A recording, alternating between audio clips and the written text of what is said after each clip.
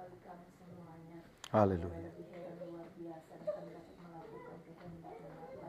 Terima kasih Bapa, jam pemberitaan firman pada sore hari ini kami serahkan dari awal pertengahan sampai selesainya Bapa. Biarlah Roh Tuhan mengambil alih semuanya dan kami siap mendengarkan firman Tuhan pada sore hari ini. Hanya di dalam nama Yesus kami sambut kebenaran-Mu. Haleluya. Amin. Amin. Puji Tuhan. Silakan duduk Bapak Ibu Saudara yang terkasih dalam Tuhan. Shalom. Sekali lagi shalom. Puji Tuhan, Tuhan baik sehingga kita semua hadir pada kesempatan sore hari ini. Kita diberi waktu untuk beribadah, ini suatu kemurahan Tuhan. Bapak Ibu Saudara yang terkasih di dalam Tuhan, pada kesempatan yang diberkati ini, saya mau memberikan tema khotbah, yaitu bolehkah. Nah, itu tema khotbah pada sore hari ini. Bolehkah? Nah, kalau dikatakan bolehkah itu berarti sebuah pertanyaan. Nah, saudara yang terkasih di dalam Tuhan, di dalam hidup kekristenan ini kita selalu diperhadapkan dengan dua pertanyaan. Baik itu pertanyaan yang muncul dari dalam diri kita sendiri ataupun yang muncul dari sekitaran kita. Selalu ada dua muncul pertanyaan. Pertanyaan yang pertama adalah menyangkut soal hal-hal kerohanian, ya. Orang Kristen itu pasti tambah hari ingin tahu hal-hal yang rohani. Bicara soal doktrin, bicara soal keselamatan, bicara soal Roh Kudus, bicara soal sorga neraka, itu orang Kristen kepengen tahu. Maka kalau saudara boleh pakai tema ini, bolehkah ya, bolehkah orang Kristen mengetahui tentang keselamatan yang benar, bolehkah orang Kristen mengetahui tentang Roh Kudus dan lain sebagainya. Saudara yang terkasih dalam Tuhan. Tapi selain pertanyaan secara rohani itu, dalam hidup ini saudara yang terkasih dalam Tuhan juga muncul pertanyaan-pertanyaan secara jasmani, ya, yang seringkali timbul di dalam pribadi kita masing-masing, atau juga yang kita dengar dari orang-orang di sekitaran kita, yang kita temui dari orang-orang yang ada di sekitaran kita. Nah, saudara yang terkasih dalam Tuhan, kalau pertanyaan soal jasmani bahkan mungkin lebih banyak lagi yang seringkali dimunculkan atau dipertanyakan kepada kita sekalian. Saudara yang terkasih dalam Tuhan, saya sendiri sudah menyusun beberapa khotbah yang menjawab banyak sekali pertanyaan-pertanyaan dari orang-orang Kristen. Saudara bisa menyaksikan di channel YouTube saya, ya saudara, saya menjawab tentang bagaimana bolehkah orang Kristen bertato, bolehkah orang Kristen, saudara, menyanyi lagu duniawi, bolehkah orang Kristen tidak memberikan persepuluhan, bolehkah orang Kristen tidak beribadah. Pokoknya ada begitu banyak kata bolehkah yang saya sudah bahas, saudaraku, di dalam video-video yang saya sampaikan lewat YouTube. Nah, saudara yang terkasih dalam Tuhan, nah, dari sejumlah pertanyaan-pertanyaan yang saya sebutkan tadi, itu juga masih ada banyak pertanyaan lain lagi, ya, yang kita bisa dengar di sekitaran kita. Dan saudara yang terkasih dalam Tuhan, seringkali pertanyaan-pertanyaan itu tidak menemukan jawaban, ya. Pertanyaan-pertanyaan itu seringkali tidak mendapatkan suatu jawaban yang tepat. Kenapa? Ya karena ada hal-hal tertentu yang sedang dibangun dalam diri orang itu. Makanya saudara yang terkasih di dalam Tuhan, betapa pentingnya kita ini dapat memberi jawaban baik bagi diri kita sendiri ataupun bagi orang lain yang bertanya kepada kita seputaran tentang bolehkah itu. Saudara yang terkasih dalam Tuhan, mari saya dan saudara mulai dengan pembacaan ayat 1 Petrus pasal yang ketiga ayat yang ke-15. ke-15. 1 Petrus 3 ayat yang ke-15. Saudara yang terkasih dalam Tuhan, mari kita membaca teks ini bersama-sama dalam hitungan yang ketiga. 1 Petrus 3 ayat 15. Sudah temukan, katakan amin. Oke, 1, 2, 3. Tetapi kuduskanlah Kristus di dalam hatimu sebagai Tuhan, dan siap sedialah pada segala waktu untuk memberi pertanggungan jawab kepada tiap-tiap orang yang meminta pertanggungjawab dari kamu tentang pengharapan yang ada padamu, tetapi haruslah dengan lemah lembut dan hormat. Saudara yang terkasih dalam Tuhan. Jadi ayat ini mengatakan dengan jelas, siap sedia. Lalu kemudian beri pertanggung jawab. Artinya mesti jawab itu kata pertanyaan, bolehkah itu. Tidak boleh diam. Tidak boleh saudara malas tahu. Tidak boleh cuek. Harus cari tahu. Dan harus beri jawab kepada pertanyaan-pertanyaan itu. Selain ayat itu, saudara, kita juga menemukan ayat dalam 2 Timotius pasal 4.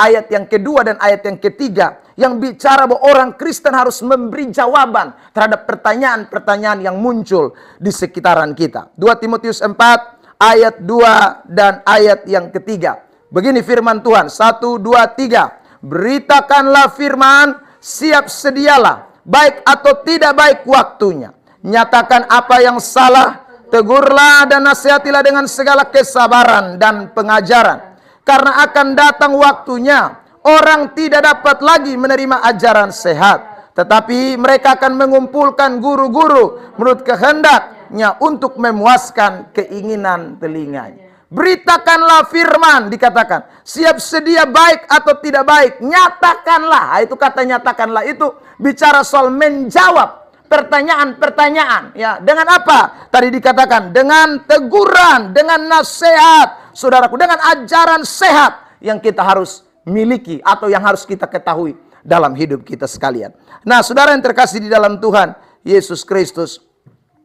Nah, ketika orang Kristen bisa memberi jawab, itu maka akan memberikan solusi bagi pertanyaan-pertanyaan itu.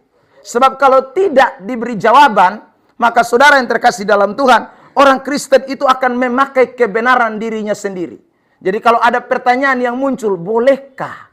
Ya, misalnya, bolehkah orang Kristen berjudi misalnya? Atau bolehkah orang Kristen masih hidup di dalam adat istiadat? Bolehkah orang Kristen, saudara yang terkasih dalam Tuhan, hidup di dalam apalagi kemabukan? Bolehkah orang Kristen, saudara, minum tapi tidak mabuk? Bolehkah? Pokoknya banyak. Nah, kalau orang tidak mendapatkan jawaban, maka saudara yang terkasih dalam Tuhan, dia akan membangun sebuah pemahaman dari dirinya sendiri.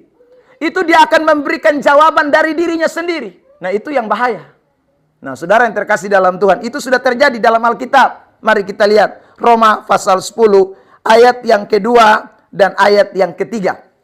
Kitab Roma pasal yang ke-10 ayat 2 dan ayat 3. Ya, perhatikan ayat itu bunyi begini. Bapak mama saudara baca ayat 2. Saya baca ayat 3, Roma pasal 10, ayat 2 dan ayat 3. Oke, 1, 2, 3.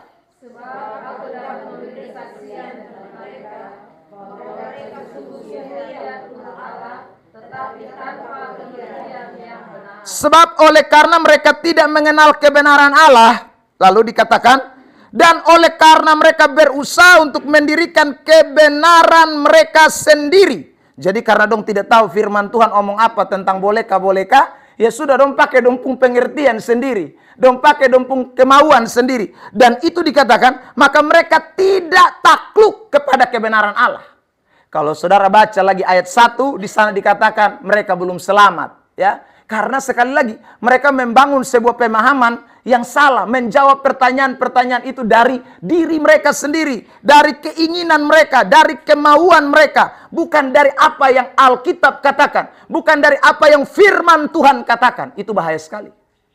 Saudara yang terkasih dalam Tuhan, Amsal 14 ayat 12 bilang begini, ada jalan yang disangka orang lurus, tapi ujungnya menuju maut. Jadi dia pun pikir ini, dia pun jawaban betul. Dia pikir dia pun jawaban soalnya salah, karena dia pakai dia pun pikiran. Dia pakai dia pun otak, dia pakai dia punya pemahaman, saudara yang terkasih dalam Tuhan. Padahal sebenarnya jawaban itu keliru. Yang dia sangka baik, yang dia sangka lurus, yang dia sangka benar, tapi sesungguhnya bawa dia kepada maut. Karena pemahaman itu muncul dari diri sendiri. Saudara yang terkasih dalam Tuhan, itu jangan sampai terjadi dalam hidup kekristenan kita ya. Ya, kita membangun pemahaman dari kita punya mau sendiri. Itu bahaya sekali. Jadi semua pertanyaan-pertanyaan yang muncul tidak boleh dijawab dari kebenaran diri kita. Ya, tidak boleh, saudara yang terkasih dalam Tuhan. Harus dijawab oleh kebenaran firman Allah. Harus dijawab oleh Alkitab. Nanti kita akan lihat kenapa Alkitab yang harus memberikan jawaban. Saudara yang terkasih dalam Tuhan. Ya, bukan kemauan kita. Sebab kalau kemauan kita akan segala macam hal kita halalkan, kita mau, saudaraku. Karena semau kita, semau gue, orang Jawa bilang. Ya saudara, itu tidak bisa dalam firman Tuhan. Saudara yang terkasih dalam Tuhan, selain itu, kalau Alkitab itu tidak menjadi dasar dari jawaban kita, selain kita akan timbul pemahaman diri sendiri, kita akan muncul, saudara, pengertian diri sendiri. Yang kedua, kita bisa ikut ajaran-ajaran setan. Ya, kita bisa ikuti ajaran-ajaran yang bukan ajaran kitab suci, ajaran Alkitab. Karena kita sudah membangun diri kita sendiri dengan pengajaran, lalu tanpa sadari, ternyata ajaran itu merupakan bagian daripada proyek kerja setan. Lihat ini ayat, saudara yang terkasih dalam Tuhan. 2 Korintus 4 ayat 3, ayat 4, lalu 1 Timotius 4 ayat 1. Ya, 2 Korintus 4 ayat yang ketiga dan ayat 4. Begini firman Tuhan. Jika Injil yang kami beritakan masih tertutup juga, maka ia tertutup untuk mereka yang akan binasa. Kenapa itu firman tertutup? Dikatakan begini, yaitu orang-orang yang tidak percaya, yang pikirannya telah dibutakan oleh ilah zaman. Jadi waktu muncul pertanyaan, bolehkah firman Tuhan datang, tapi dia sudah terpengaruh dengan dia punya kebenaran diri sendiri. Dia sudah dipengaruhi dengan kebenaran diri sendiri. Ilah zaman itu siapa? Setan, itu ilah zaman ini. Setan iblis itu ilah zaman ini. Dia tutup kita pun cara berpikir. Dia butakan kita terhadap kebenaran firman. Akhirnya saudara tidak mau taat firman. Saudara tidak ikuti apa yang kebenaran katakan. Saudara lebih ikuti apa yang setan mau. Itu bahaya. Saudara yang terkasih dalam Tuhan. Lihat, jemaat baca ini ayat 1 Timotius 4 ayat 1. Ya, dalam hitungan ketiga ya. 1 Timotius 4 ayat 1. 1, 2, 3. Tetapi Roh dengan tegas mengatakan bahwa di waktu-waktu kemudian ada orang yang akan murtad, lalu mengikuti roh-roh penyesat dan ajaran setan. Karena Injil sudah dibutakan. Jawaban yang ada kebenaran diri sendiri, akhirnya setan manfaatkan. Setan lalu kemudian kuasai orang itu. Sehingga saudaraku, firman yang diberitakan tidak lagi dilakukan. Orang lakukan apa? Ajaran setan. Ajaran setan, ajaran yang tidak benar, ajaran yang bawa kepada kebinasaan. Itu bahaya sekali, saudara. Nah, saudara yang terkasih dalam Tuhan, karena itu patokan kita sekali lagi mesti Alkitab. Ada orang juga selain membangun dari kebenaran diri sendiri, kadang-kadang orang memakai standar mayoritas. Ya, mayoritas itu artinya kalau orang banyak bikin begini, berarti itu betul. Itu belum tentu. Kalau orang banyak tidak setuju ini, itu berarti saudara yang terkasih itu tidak sesuai dengan Alkitab. Itu belum tentu, saudara. Kadang-kadang bisa banyak orang tidak setuju, tapi Alkitab bilang harus itu. Kadang-kadang banyak orang saudaraku yang dikasih oleh Tuhan melakukannya, tapi Alkitab bilang tidak. Makanya saudara, kehidupan kekristenan itu kita tidak berfondasi kepada ajaran banyak orang. Kita tidak ikut-ikut arus. Kita tidak asal saudaraku jadi orang Kristen. Oh, dia Kristen juga dia bikin itu. Dia pendeta dia bikin itu. Kalau begitu kita juga bikin tidak apa-apa. Bukan itu standar kita. Standar kita Alkitab. Saudara lihat ini ayat Wahyu pasal 2 ayat 15. Saudara yang terkasih dalam Tuhan. Kitab Wahyu pasal 2 ayat 15 dan ayat 16. Perhatikan, saya bacakan. Demikian juga ada padamu orang-orang yang berpegang kepada ajaran pengikut Nikolaus. Nikolaus itu artinya adalah pengikut orang banyak. Itu kata Nikolaus. Jadi orang kalau kasih nama orang Nikolaus, itu dia arti banyak orang. Nah itu. Saudara yang terkasih dalam Tuhan. Nikolaus itu artinya banyak orang. Dan Tuhan mendapati bahwa jemaat ini, saudaraku, ternyata banyak yang ikut ajaran banyak orang.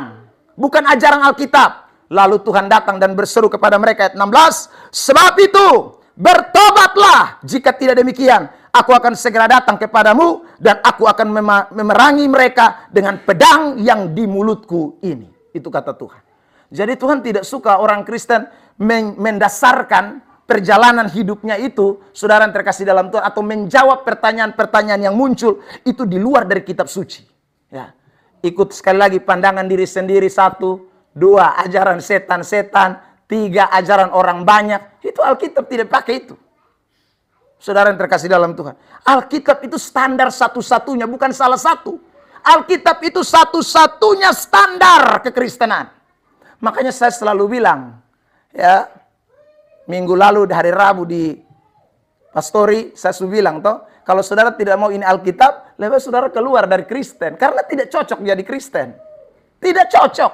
Karena standar orang Kristen itu Alkitab, firman Allah. Bagaimana kamu bangun ajaran bukan dari atas dasar firman Allah, atas mau-mau sendiri, atas ajaran setan, atas saudara terkasih pengaruh banyak orang? Tidak bisa. Orang Kristen tidak bisa begitu. Saudara yang terkasih dalam Tuhan. Ya.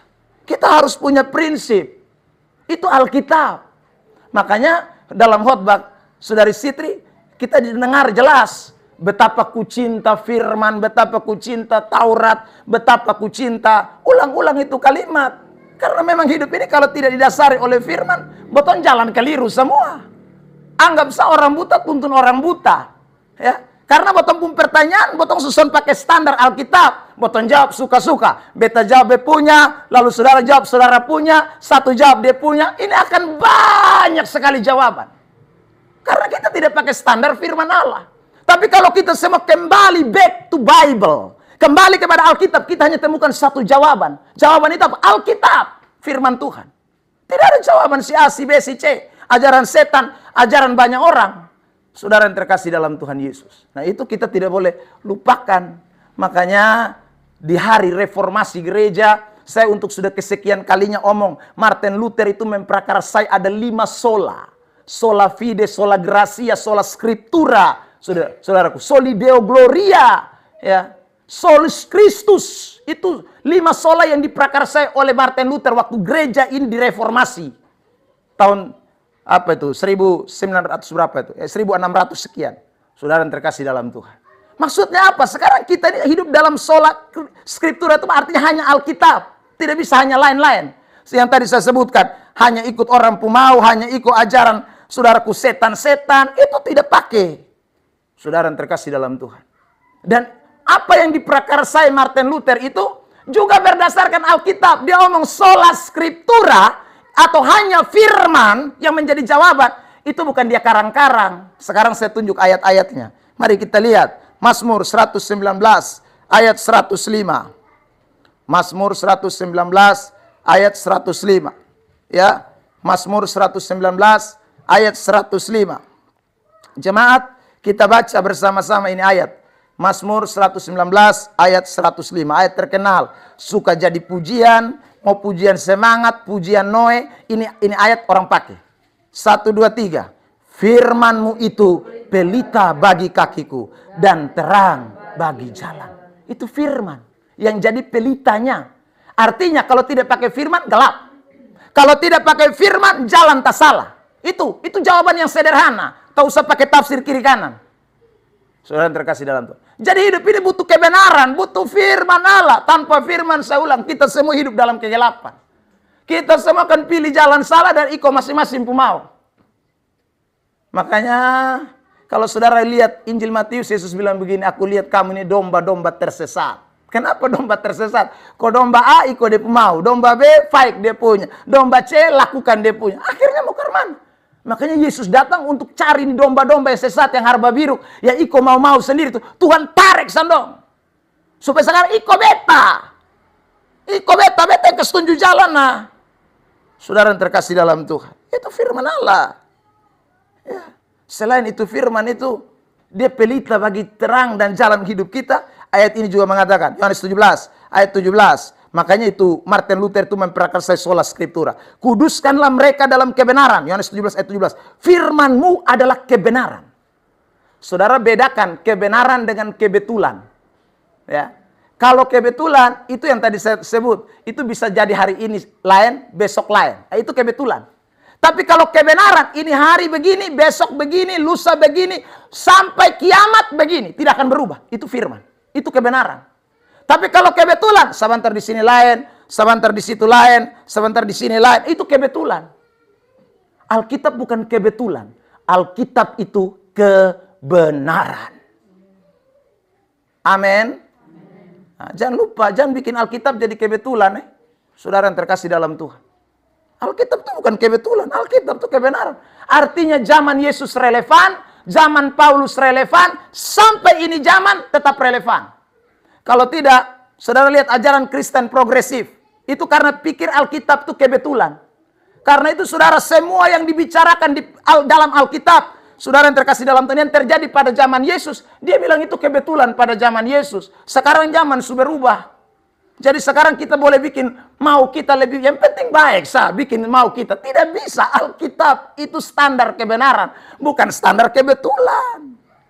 Makanya saudara yang terkasih dalam Tuhan, Kristen progresif bilang, dulu kan tidak ada itu orang tato-tato. Sekarang ini kan zaman modern, tato itu hiasan. Jadi mari kita tato rame-rame. Itu karena dia pikir firman Allah itu kebetulan. Kebetulan pada waktu itu tidak ada tato, dan sekarang ada tato, jadi sekarang boleh pakai tato.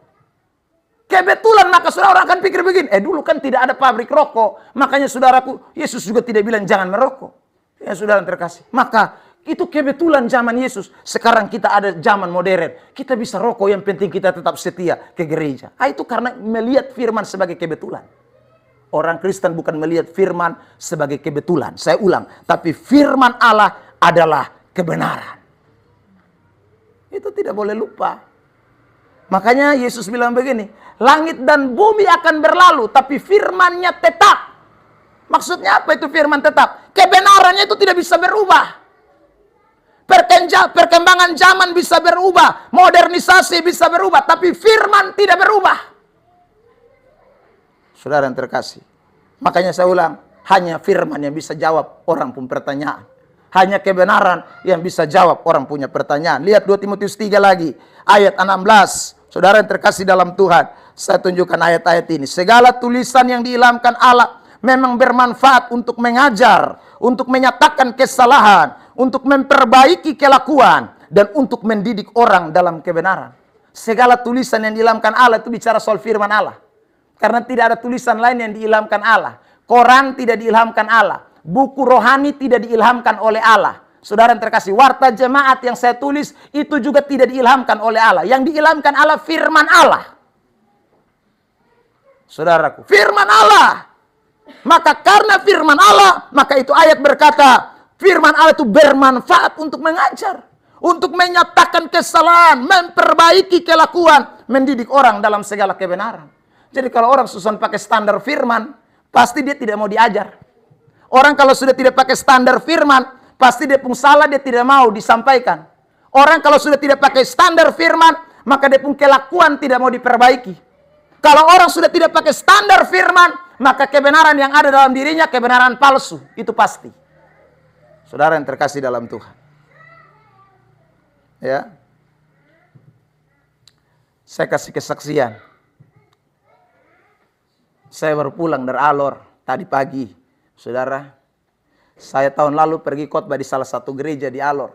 Setelah saya pulang, saudara yang terkasih, itu pendeta lalu kemudian naik dan berkata, khotbah apa kok keras-keras? Ya saudara. Saudara yang terkasih dalam Tuhan. Tidak lama, hanya 4 bulan. Ya saudara, nyawa melayang. Sudah innalillahi wa inna ilaihi raji'un. Dan waktu saya pergi dong semua takut. Karena saudara, firman itu tidak bisa ada yang main gila.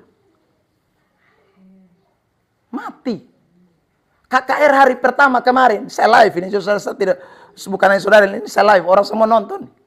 Ya. Saudara yang terkasih dalam Tuhan, KKR hari pertama kemarin. Kita omong banyak tentang jangan mabok, jangan mabok, jangan mabok, jangan mabok. Saudara dong di belakang sana dong main gila ya. Saudara. Omong pi, nanti lu pulang kau buat lagi. Ya saudara, betul, belum kami pulang, masih di situ, masih mau hari kedua. 1 pites minum sedikit, saudara, hampir gila dan mati setengah. Dia pun orang tua pusing datang panggil kami sama motor mau mulai KKR jam 7 malam. Pidoa di dalam, mau mati. Saudara, Tuhan itu tidak bisa dipermainkan firman-Nya. Saudaraku. Pendeta Mel Atok masih bilang, saya suka ikuti dia live. Dia bilang begini, kalau firman Mas Togor lebih buka hati. Daripada kanker yang kenasan lu.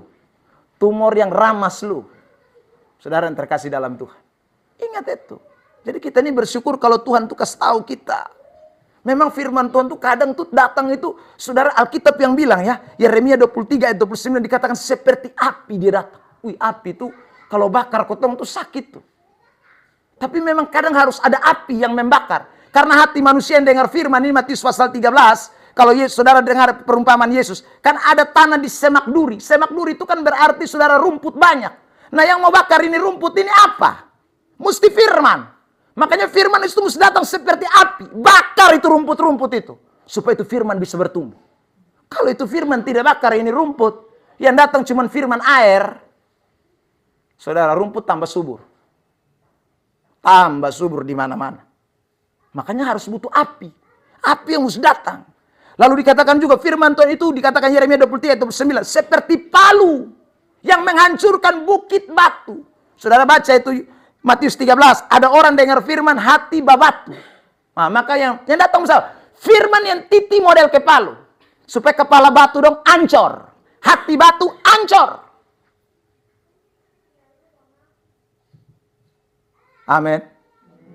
Dengar baik-baik. Saudara yang terkasih dalam Tuhan. Jadi bersyukur, saudaraku, kalau masih ada titi-titi. Kalau sudah ada yang titi lain di batu, dosa bisa hancur. Maka kebenaran mesti disampaikan. Firman mesti disampaikan seperti api dan seperti, saudaraku, palu. Kalau saudara baca di bagian lain Yesaya, saudara, Tuhan bilang begini, hei, serukan keras-keras, jangan pelan-pelan. Berteriak. Teriakan. Itu ayat bilang begitu. Supaya itu bangsa bertobat. Jadi saudara, ini firman itu begitu. Tapi satu tujuannya, supaya saya ulang, kita pun kebenaran diri sendiri itu ancor. Ajaran setan-setan yang mempengaruhi kita supaya masuk neraka, hilang. Ya, saudaraku, lalu kemudian ajaran-ajaran orang banyak yang salah kita ikut. Itu firman yang bisa, lu salah, mari sini, ini ajaran betul. Itu hanya firman. Tanpa firman tidak bisa, saudara yang terkasih dalam Tuhan. Tanpa kebenaran tidak akan pernah bisa. Makanya firman Tuhan itu penting sekali buat hidup kekristenan ini, saudara yang terkasih dalam Tuhan. Ya, jadi saya ulang itu, bolehkah itu hanya bisa dijawab kalau firman Tuhan itu yang saudara jadikan sumbernya. Tanpa firman Tuhan, saudara yang terkasih dalam Tuhan, tidak bisa. Orang akan bikin salah terus. Orang akan melakukan hal-hal yang ikuti dia punya kemauan, hal-hal yang tidak sesuai dengan kebenaran. Itu yang akan menjadi fondasi hidup kekristenannya. Sehingga saudara akhirnya mati binasa. Kalau sudah binasa mau ke mana? Tidak ada, kan kita semua tahu bahwa orang tidak ada dapat bertobat di dunia akhirat. Tidak ada. Saudara yang terkasih dalam Tuhan. Nah karena itulah selagi Tuhan masih kasih kita waktu dan kesempatan untuk dengar firman, saudara yang terkasih, meski firman itu kadang seperti api, seperti palu, syukuri.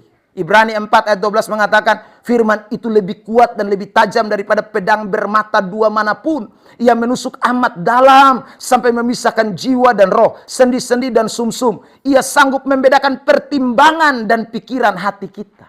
Itu firman Tuhan. Jadi kalau kita dengar firman, kita punya otak yang kita pakai tuh, Tuhan bereskan. Dia punya kebenaran mesti di atas. Saudara yang terkasih dalam Tuhan. Itu firman Tuhan. Ya. Makanya saya ulang, semua pertanyaan bolehkah itu hanya bisa dijawab oleh Alkitab. Tidak bisa dijawab oleh yang lain. Dan kalau Alkitab jawab, jangan kepala batu. Sebab kalau saudara kepala batu, dia akan titi terus. Kalau saudara dan saya kita jadi orang Kristen yang mau tumbuhkan semak duri, dia akan bakar kita seperti api. Dan saudara akan rasa sakit terus dengar firman. Saya ulang ya. Saudara akan rasa sakit. Jadi kalau orang rasa sakit dengar kebenaran, itu karena ada batu dalam dirinya. Karena ada semak duri yang Tuhan bakar. Makanya itu buat dia tidak bisa tenang, kepanasan. Saudara yang terkasih. Ya, karena itu batu mesti hancur. Nah, Tuhan sudah mau ada batu dalam ketempuh hidup. Dia mesti tidak. Saudara yang terkasih dalam Tuhan. Makanya ada ayat dalam Wahyu pasal yang ketiga ayat 19. Relakan hatimu dan bertobatlah. Itu ayat bilang begitu. Jadi kalau sudah rasa sakit, jangan kemudian melawan. Ada anak kita didik kan, saudara kalau kita pukul dia sakit, dia malah melawan. Dia bilang, hati-hati ya Bapak, tapi kau tahu dosa sama tinggi. Yang sampai befalungkusan lu. Ini anak mau mati cepat. Saudara yang terkasih dalam Tuhan. Mungkin betul dia falungku kita. Tapi saudara yang terkasih dalam Tuhan, mungkin kita waktu di falungku karena kita sudah tua, kita sudah bisa bikin apa-apa. Tapi itu tidak berarti Tuhan kasih losan lu. Itu lu lebih parah lah. Saudara yang terkasih dalam Tuhan Yesus Kristus. Karena itu ingatlah baik-baik. hari ini jangan pakai dasar lain-lain. Semua bolehkah itu, saya ulang, hanya firman yang bisa jawab. Ya, hanya firman yang bisa jawab. Saudara yang terkasih dalam Tuhan. Nah, satu saja saya jawab, bolehkah hari ini? Bolehkah orang Kristen berpesta? Itu pertanyaan harus dijawab. Saudara yang terkasih dalam Tuhan. Jawabannya apa? Boleh. Siapa yang larang pesta? Boleh. Saudara yang terkasih dalam Tuhan. Karena tidak ada ayat yang melarang tentang berpesta. Kenapa tidak boleh? Kenapa boleh? Karena tidak ada ayat yang melarang orang tidak boleh pesta. Boleh pesta. Saudara, tidak ada ayat yang omong tentang pesta, dan juga ada ayat yang memperbolehkan pesta. Ada banyak ayat yang tunjukkan bahwa orang boleh berpesta. Itu boleh. Tapi sampai situ tahan dulu. Saudara yang terkasih dalam Tuhan. Sebelum kita membahas tentang boleh dan tidak, atau bolehnya berpesta, itu yang tadi saya katakan ayat banyak yang bicara bahwa boleh. Tapi kita mesti tahu bahwa di Alkitab itu ada yang disebut pesta dan ada yang namanya pesta pora. Nah, itu beda. Saudara yang terkasih dalam Tuhan. Nah, pertanyaannya sekarang, pesta yang kita hadiri, kita dapat undangan atau kita buat ini pesta mana? Pesta pora kok pesta Alkitabiah? Itu harus dijawab. Saudara yang jawab Alkitab, tidak boleh. Yang kalau jawab pakai Alkitab, nanti bisa salah. Karena saya ulang, Alkitab memperbolehkan pesta. Tapi ada kata pesta pora yang dilarang. Saya tunjukkan sekarang ayat-ayat tentang pesta pora. Yang menyatakan bahwa orang Kristen tidak boleh pesta pora ya. Saudara lihat, Lukas 21 ayat 34 misalnya. Lukas 21 ayat 34. Jagalah dirimu, supaya hatimu jangan syarat oleh pesta pora. Tidak boleh. Jadi jelas, jangan syarat oleh pesta pora. Kenapa? Ada kemabukan, ada kepentingan duniawi, itu pesta pora. Jadi sekarang saudara mesti jawab pertanyaan yang pertama, bolehkah kita berpesta? Jawabannya boleh. Tapi sekarang tadi saya bilang lagi, kita pergi pesta itu pesta yang mana? Pesta pora atau pesta betulan? Kalau di pesta itu ada mabok, sudah bunuh sejak potong babi pagi, satu sloki, ya, itu berarti pasti itu pesta pora. Dan orang Kristen tidak boleh. Saudara, supi cari moke, ada jual moke kok tidak? Ada jual moke kok tidak? Itu pasti pesta pora. Karena pesta pora itu kaitannya dengan kemabukan. Lalu yang kedua apa? Kepentingan duniawi. Apa itu kepentingan duniawi? Terlalu banyak, saudaraku. Kepentingan duniawi itu satu, cari nama. Dua, saudara yang terkasih dalam Tuhan. Oh, kita bikin begini supaya orang tahu siapa kita. Itu kepentingan duniawi. Kesombongan itu kepentingan duniawi. Itu yang namanya pesta pora. Jadi pesta boleh, tapi kalau sudah tambah pora, Alkitab tidak suka. Saudara yang terkasih dalam Tuhan. Lihat lagi ayat ini. Saya baca lagi Lukas. Sekarang Roma 13 ayat 13. Marilah kita hidup dengan sopan seperti pada siang hari. Jangan dalam pesta pora. Jadi ciri pesta pora itu apa? Yang pakai telanjang, itu pasti pesta pora. Saudaraku, undang waria yang tidak jelas-jelas dong, yang ke kiri, ya, dada dong tabuka kiri kan, itu pesta pora. Yang pakai rok naik sampai di atas, yang sudah itu pesta pora. Itu Alkitab omong. Saya ulang itu, makanya tidak boleh. Orang Kristen, anak-anak Tuhan tidak boleh. Alkitab yang bilang pesta boleh. Tapi kalau dalam saudara hadir itu pesta, sulia ada mabok, ada segala macam. Saya nanti pemberkatan hari Jumat, saya disuruh ditelepon. Bapak, kira-kira kotong pemberkatan jam berapa? Bapak ada pemberkatan sekaligus penyerahan anak. Oke, lalu ke mana acaranya? Resepsi jam berapa? Jam 7. Saudara, saya sudah tahu ini orang model-model yang ini kan ini urusannya pesta pora. Saya bilang saya habis berkat pulang. Saudara, tahu-tahu kemarin telepon lagi, ya, dong bilang ini Bapak, tapi sebelum pesta ada ucapan syukur. Hai, kok begitu lagi? Iya Bapak, karena ini ada penyerahan anak, jadi kita ucapan syukur habis baru resepsi lagi. Oh oke, baik. Kalau gitu beta sampai di resepsi, di acara ucapan syukur, lalu beta pimpin selesai, beta pulang. Selesai, beta ngomong begitu. Saudara terkasih dalam Tuhan. Karena pasti, kalau lampu sudah tung teng, speaker sebesar, ya, sewa segala macam, Itu pasti. Nanti saya akan tunjukkan ayat lagi. Sudah lihat ini, Galatia 5 ayat 21. Kedengkian, kemabukan, pesta pora, dan sebagainya. Terhadap semuanya itu kuperingatkan kamu seperti yang telah kubuat dahulu. Bahwa barang siapa melakukan hal yang demikian, ia tidak akan mendapat bagian dalam kerajaan Allah. Jadi kalau orang masih hidup pesta pora, saya pastikan neraka terima kau. 1 Petrus 4 ayat 3. Sebab telah cukup banyak waktu kamu pergunakan untuk melakukan kehendak orang-orang yang tidak mengenal Allah. Itu orang tidak kenal Allah. 1 Petrus 4 ayat 3 ya. Apa itu orang yang tidak kenal Allah? Kamu telah hidup dalam rupa-rupa hawa nafsu, keinginan, kemabukan, pesta pora. Jadi yang model-model begitu tanya orang yang tidak kenal Tuhan yang lakukan. Saudara, anak Tuhan tidak ada pesta pora, tidak ada. Saudara, anak Tuhan tuh punya ciri khas yang sungguh. Pesta boleh, pora tidak boleh. Nanti saya akan jelaskan semua ayat yang bicara soal pesta, mulai dari perjanjian lama. Saudara yang terkasih dalam Tuhan, ya. Jadi kalau senama pesta pora itu pasti ada perjamuan minum, pasti ada mabok laru di sana, itu tidak bisa. Kita tidak bisa kompromi di situ. Dan saya ulang, tidak ada kita di sini yang bisa jamin undang begini banyak orang nih, kecuali semua gereja sidang jemaat Allah kalau saudara bikin pesta. Atau semua orang yang datang ini bertobat semua. Cenderung saudara kita kan undang ini seluruh orang. Semua orang. Nah karena semua orang kita tidak bisa rabas satu-satu. Kita tidak bisa ingatkan satu-satu. Maka cenderung kita akan melakukan yang namanya pesta pora. Makanya tidak boleh anak-anak Tuhan. Dan saya mau tekankan itu bagi kita semua yang hadir pada kesempatan ini. Nah kata pesta pora yang tadi saya baca 4 ayat dalam perjanjian baru.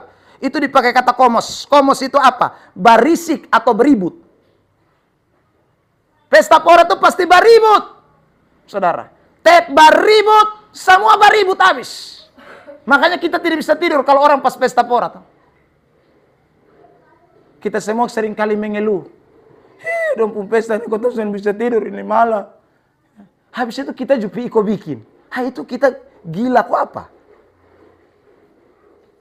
Kita sudah tahu itu beribut. Liar itu kata komos. Bebas, liar. Boros, foya-foya itu kata komos itu. Itu tentang pesta pora. Makanya saudara, Alkitab ketika menunjukkan cerita tentang pesta pora, ada 2 orang. Orang kaya dalam Lukas 16 ayat 19 masuk neraka itu. Itu tiap hari pesta pora, kata bersukaria di sana, itu dipakai kata yang sebenarnya harus diterjemahkan pesta pora. Jadi dia pun pesta ini bukan 1 kali. Tiap hari bab tugas terus. Karena saking kaya kan, uang banyak ya. Jadi tiap hari urus pesta pora. Saudara yang terkasih dalam Tuhan. Waduh, berat itu ya. Lalu kemudian Lukas 16 ayat 19 sampai Lukas 15 ayat 19 sampai 21 tentang anak bungsu yang terima uang, perumpamaan itu toh, terima uang habis dia pergi, lalu kemudian Lukas 15 ayat 11 sampai 16 dia pergi untuk memboroskan harta miliknya dengan hidup berfoya-foya. Ayat 13 omong begitu. Kata memboroskan, hidup berfoya-foya itu sebenarnya diterjemahkan dengan kata yang sama, adalah pesta pora. Makanya Alkitab larang keras orang Kristen pesta pora. Karena pesta pora itu sekali lagi pasti akan beribut, ada mabok di sana, ada kepentingan diri di sana. Saudara, ada yang namanya apalagi boros kekayaan, boros harta. Itu akan ada di sana. Saudara yang terkasih dalam Tuhan, saya ingin sampaikan itu. Hidup ini susah. Ya. Jangan lalu kemudian ikut duniawi. Kita akan tambah susah. Susah. Saudara yang terkasih dalam Tuhan. Makanya Tuhan itu sebenarnya sayang kita. Makanya dia kasih tahu kita. Supaya hidup kekristenan itu tidak boleh ikut firman. Ikut firman itu yang untung siapa? Ya kita yang untung. Saudara, kalau saudara ada uang 60 juta di bank, lalu saudara pakai untuk sesuatu yang baik, kan enak kan? Daripada untuk foya-foya. Saudara yang terkasih dalam Tuhan. Itu yang Tuhan mau. Jadi, nanti kita akan lihat tentang pesta. Pesta yang Tuhan mau itu seperti apa. Saudara, paling tidak saudara sudah tahu tentang pesta perkawinan di Kana. Itu pesta itu. Beda sekali. Saudara yang terkasih dalam Tuhan. Ya. Tapi hari ini sekali lagi, saya mau tekankan hanya itu. Coba kita semua cermati apa yang firman Tuhan katakan. Saya ulang. Jangan ikut ajaran banyak orang. Jangan ikut ajaran kemauan diri sendiri. Jangan ikut ajaran setan-setan. Tunduk kepada firman Allah. Saudara, saya anak Tuhan. Itu yang namanya penyangkalan diri, pikul salib. Itu dia punya nama itu. Orang lain bisa buat enak-enak, kita tidak bisa. Itu namanya pikul salib. Itu yang namanya sangkal diri. Orang lain boleh kita tidak bisa. Itu sangkal diri, saudara. Tapi sekali lagi, yang bahagia itu orang-orang yang menyangkal diri itu. Itu Tuhan punya mau. Saudara yang terkasih dalam Tuhan. Kiranya firman Tuhan itu tolong kita semua ya. Nanti kesempatan berikut ya, saya akan bahas lagi pesta yang Tuhan mau itu seperti apa. Alkitab omong banyak ayat. Saya sudah bilang mulai dari kitab Perjanjian Lama nanti kita buka. Saudara. Dan kita mesti bikin yang begitu. Sebagai anak-anak Tuhan yang sudah tahu firman, bikin yang model ke Alkitab bilang. Jadi bikin pesta. Tapi tidak boleh masuk ke arena pora. Standar yang kita pakai itu. Saudara, supaya apa? Tuhan dimuliakan. Tuhan senang, dicurahkan berkat. Kalau itu pesta ucapan syukur ulang tahun, umur panjang, hidup bahagia. Ya, kalau saudara itu adalah ucapan syukur pernikahan, ya rumah tangga jadi baik, harmonis karena Tuhan ada di sana. Itu semua kita punya keinginan. Ya, Tuhan bicara itu buat kita sekalian. Jadi saya ulang, jadikan firman sebagai standar hidup kita sekalian. Tuhan Yesus memberkati kita semua dengan kebenarannya. Haleluya. Kita mau syukuri firman Tuhan. Pada kesempatan ini satu pujian kita nyanyikan dan kita akan berdoa.